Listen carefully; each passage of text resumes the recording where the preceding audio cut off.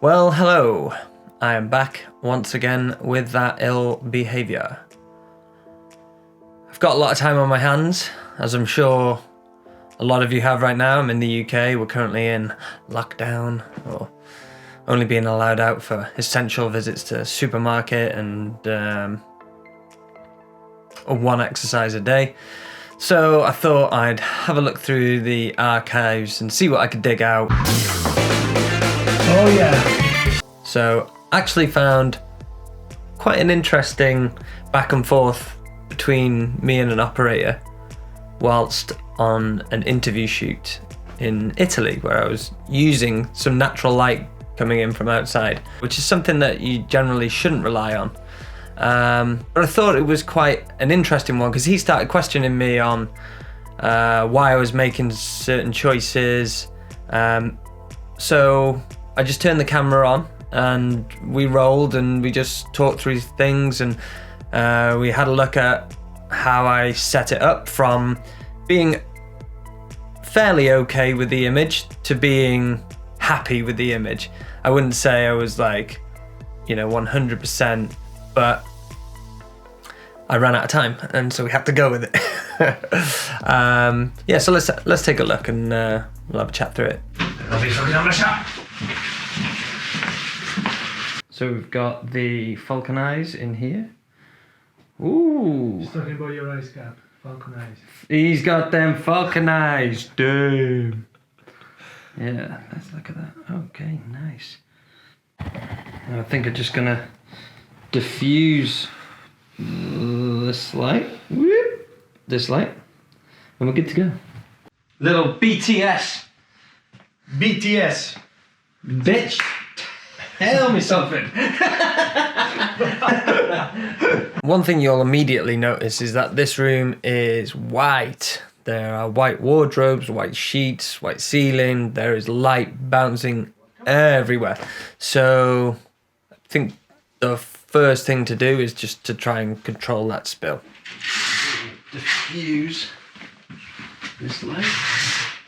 Okay, so just gonna squeeze through. So I'm just gonna give this juice, which is the great thing about these little pocket lights, because they could just run all day off a USB battery pack. So that's on, off, on, Oh yeah. off. So It that is. just softens that a bit. Soften what? The rim light? Soft on this backlight, because there's a lot of hard square LEDs in there. Oh, okay. And they just look nasty. Now I was thinking that this backlight looks quite strong as well. Maybe we could just soften that. But is that's going to be in shot? There. It is gonna be shot. Yeah, I don't know what I'm thinking here. I would need an absolutely massive piece of diffusion if I was going to do this properly. Cut it out the size of the window, but this is a travel job, so I've only got like little bits of diff and black wrap and things that I could just take in a suitcase, really. Yeah, that was never going to work. Do we just use then the curtain just to soften it? Yeah. Because the curtain is in the room, we can justify that being there. What I wanted as well is, because this was annoying me, that all these like layers were overlapping. Can we get it so that it's all in line with this? Definitely not got OCD. It looks alright. Maybe a touch on your right. So come out this way? Yeah. Just a touch there, yes. Just so that they're all in line and there's nothing, there's no like real strong vertical lines either side of that. Oh yeah. Better? Close the gap in the middle. We're gonna get some. Better. Much better, yes. All I'm looking for here is just things that distract us or take us away from what we're supposed to be looking at, like right here. I don't want like a lot of noise going on or just things that irritate me and I go, oh god damn it, I wish I'd have just like sorted that out before or done this or that. Just things bug me. I wonder if we then just take the room, so make sure that this doesn't come into the edge of shot. Yeah.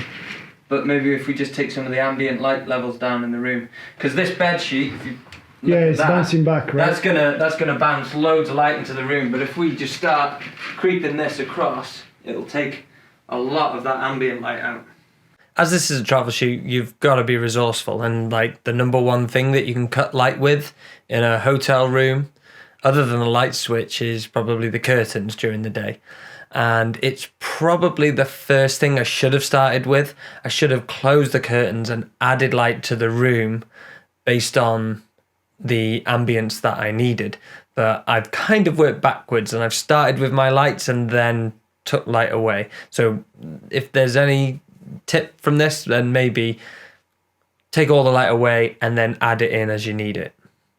That's a nice frame, isn't it? Yeah.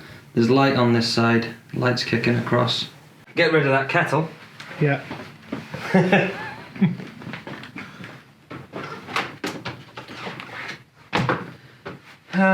Yeah. Happy? It's a tight space, but we've got to make it work, haven't we?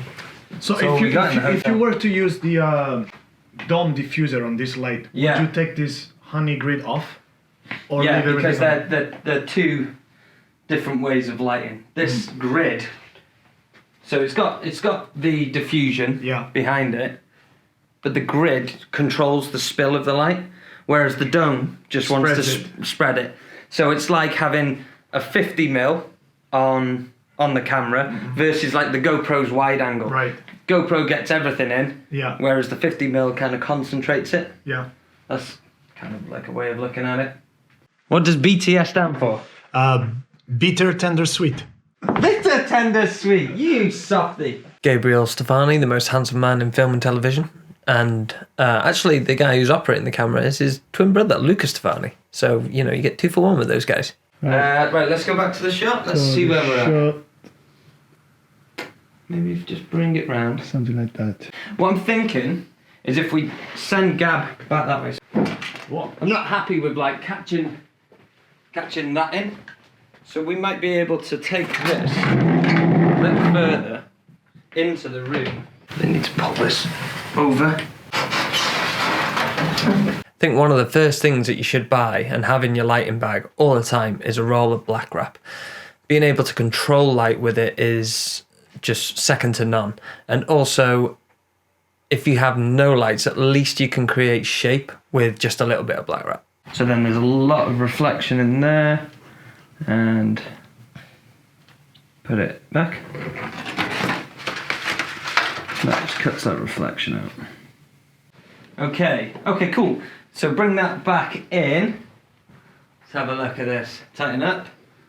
So 35mm, bang. That's better. Yeah. I'm feeling that a bit more. I'm just gonna draw this light across.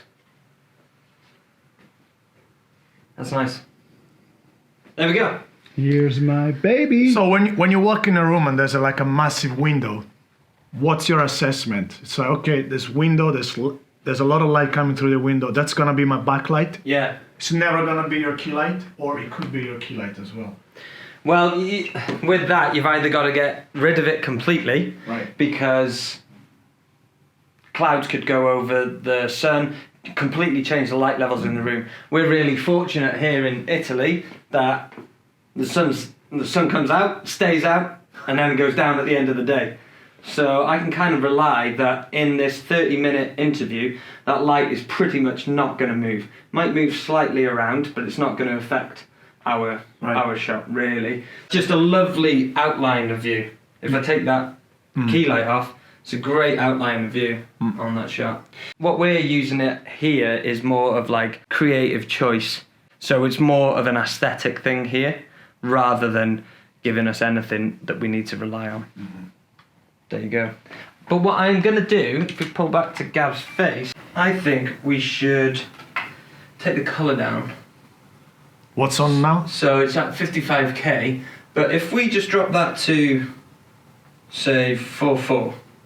So your color temperature on the camera is 56. 56. Let's say bluish, but then you put the key light onto a warmer color.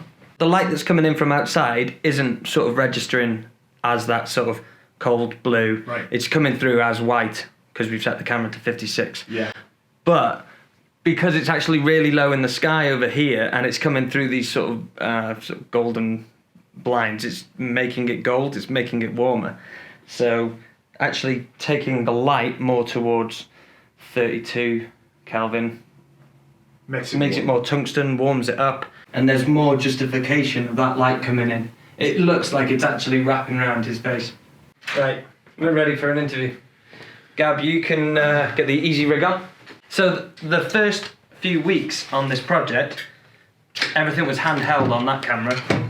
Yeah, it's quite heavy, man. Not good. So that's why we bought the Easy Rig Mini Max, to be able to put the load on the legs and not the forearms. It's a fantastic rig, to be fair. Yeah. So when you're positioning the key light, you're looking for the shallows that it's casting, right? Like a shape when you put the key light. But sometimes you get like a weird shadow coming down here, depending on the structure of the face, right? Sometimes the shadow goes across the eye. Yeah. So what you can do, rotate your light round. So say it's cutting your face a bit too much. This is going to be silly on the GoPro. Yeah. I could just rotate the light just a touch. Oh, have you seen me do that? Yeah, rotate the light round just a touch, and you get a slither of light on the right side. That's a bit too strong for me, so I'm just going to bring it round a bit more. You'll be looking this way. Yeah. And you say it's always more flattering to lift your subject up above 45 down towards the face. Yeah. But sometimes you might get like a really big shadow across the shoulder. Mm-hmm. Like what from the head? Yeah. Well, a longer light might help. Right. Because it's lighting across the body. Everything. Yeah. I don't know. There's a million and one ways to do things. And asking you all these questions based on my experience working with lights, which were half the size of this one. Yeah. And me thinking, why the hell is it not working the way I want? And you've got the grid on, so it will only be, the light will be sort of cut off maybe there if you only had half of this. Mm. Oh, yeah. There's so many variables. There's never enough budget. Because Falconeyes actually make a light that is like twice this size. You and mean that would be great for a full body. But then, like, if you have a light that's twice the size of this, then you've got twice as much light outputting, and you'd have to control it more in other ways. We're going to sit the interviewee down, frame up, and then I want him to come out of shot, sit back down, and then say his name and his position. Alright. Just because that's how I want the next time sequence in the current episode to end. So it's like, here's our character. Bang. Perkenalkan, nama saya Renaldi, posisi saya pemain bertahan. Nice. Cool. Good. Excellent. Thank you. You're done for the day. So that wasn't the only line we set the whole shot up for. It was actually a 30-minute interview where our lad, Rinaldi, ends it with sitting down in the chair, and that's how we're going to open the episode. As I alluded to towards the end, there is a million different variations on how to do things, and everybody has their own style, but this was the way that we were lighting the interviews when we were back in England, shooting them in Birmingham in the footballers' dorms, and now they're out training in Italy at this part of the documentary. So we wanted to keep the look consistent, but we're in a totally different environment, totally different light coming in through the windows and ambience, and we'd used too many corners of the rooms, and we just had to use the window for this just to keep the interviews looking interesting. So just with the lighting kit that I already had, which was the Falconeyes RX18 something, and that's the beer. But that's also the Pockelite. Just with those two lights, a bit of black wrap and some diffusion, I could create this consistent look. So yeah, I hope there was a couple of tips out there and things that you could pick up on. I know watching back through my own material, I actually learned some things and ways I could do things better. But location lighting, you've always got to adapt to the environment and the situation that you're in. So, is that beer getting to me? Or maybe I've got the corona. Oh my God. Yeah, I hope you took something away from this, and I'll see you next time.